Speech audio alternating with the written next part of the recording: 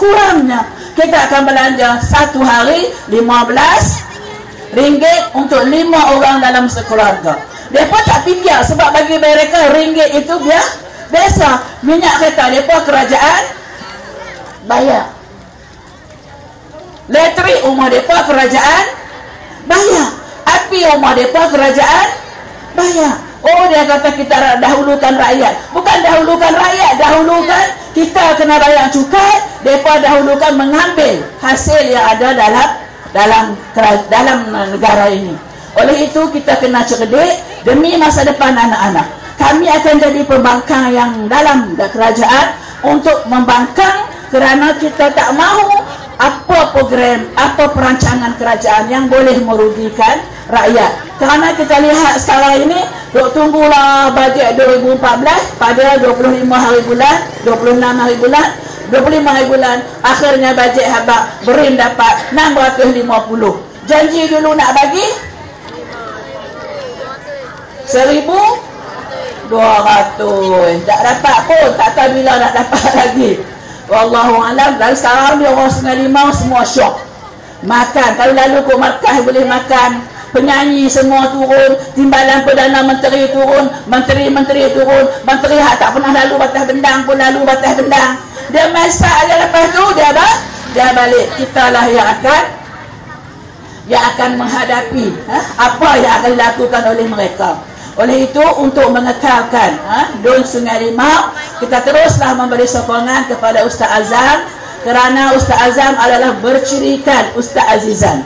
Ustaz Azizan seorang yang cukup dikenali, bukan dikenali oleh rakan dan sahabat taulan, dikenali oleh orang-orang di luar, dalam dan luar negara. Kerana beliau seorang yang berpendidikan, beliau seorang yang hebat. Kami terasa dekat dengan Ustaz Azizan dan terasa kehilangan beliau ketika beliau meninggalkan kita.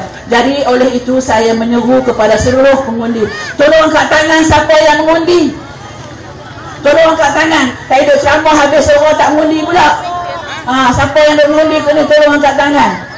Tak lagi 100, tolong angkat tangan saja. Ayolah, nak tengok muka pengundi. Sebab muka semua cernih-cernih, muka semua segak-segak, muka semua ceria-ceria, alhamdulillah. Dan insya-Allah keceriaan ini akan sampai pada 4 hari bulan, dan insya-Allah Ustaz Azam akan angkat sumpah pada 18 hari bulan bersama dengan kami dalam Dewan Undangan Negeri.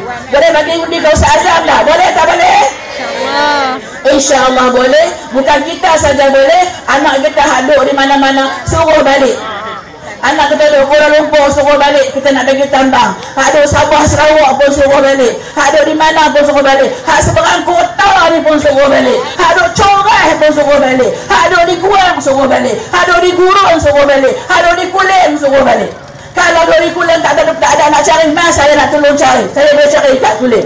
Suruh balik. Jangan siapa pun tak balik, kerana undi ini cukup berharga kepada kita untuk menentukan jatuh bangunnya PAS negeri Kedah ataupun PAS Malaysia, dan nak tunjuk kepada masyarakat bagaimana UMNO sekarang ini.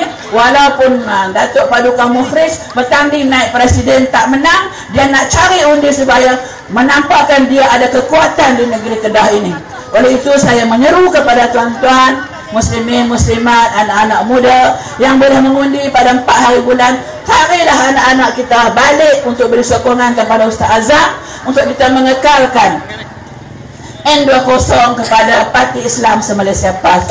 Oleh itu saya mengucapkan lagi sekali tahniah, jutaan terima kasih kepada semua yang hadir pada pagi ini. Semoga program ini berjalan dengan lancar, mendapat rahmat daripada Allah, barakah daripada Allah Subhanahu Wa Taala.